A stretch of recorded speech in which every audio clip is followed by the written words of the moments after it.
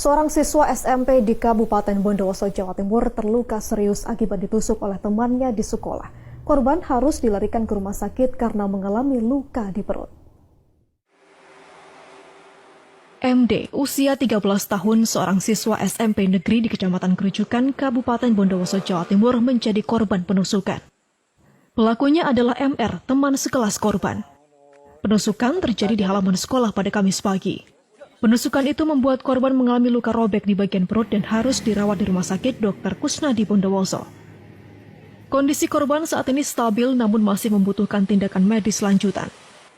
Untuk penegakan hukum masalah ini, pihak sekolah menyerahkan ke polisi. Yang saya tahu dengar dari anaknya tadi ketika diperiksa oleh kepolisian, sepertinya sudah ada pertengkaran, sedikit pertengkaran itu. Sebelumnya ya? Ya itu, ya pertengkaran anak-anak kita. Itu teman sekelas atau bagaimana? Teman sekelas. Polisi tengah menyelidiki kasus ini untuk mengungkap motif dan kronologi. Dari hasil pemeriksaan sementara, motifnya sakit hati karena pelaku jadi korban perundungan.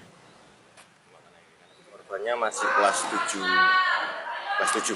Jadi antara pelaku dan korban adalah sama-sama teman satu sekolah. Untuk saat ini korban sudah dibawa ke rumah sakit dalam penanganan, kemungkinan masih dioperasi atau dalam perawatan. Untuk pelaku sudah kita amankan, kemudian masih kita dalami penyelidikan lebih lanjut. Untuk lukanya di sebelah mana? Untuk luka itu di sekitar perut, jadi ada sobekan dari hasil penusukan itu. Untuk alat yang digunakan adalah berupa cutter. Penyelidikan dilakukan oleh Satuan Unit Pelayanan Perempuan dan Anak Satreskrim Polres Bondowoso karena korban dan pelaku masih di bawah umur. Hernawan Mustika, Kompas TV, Bondowoso, Jawa Timur.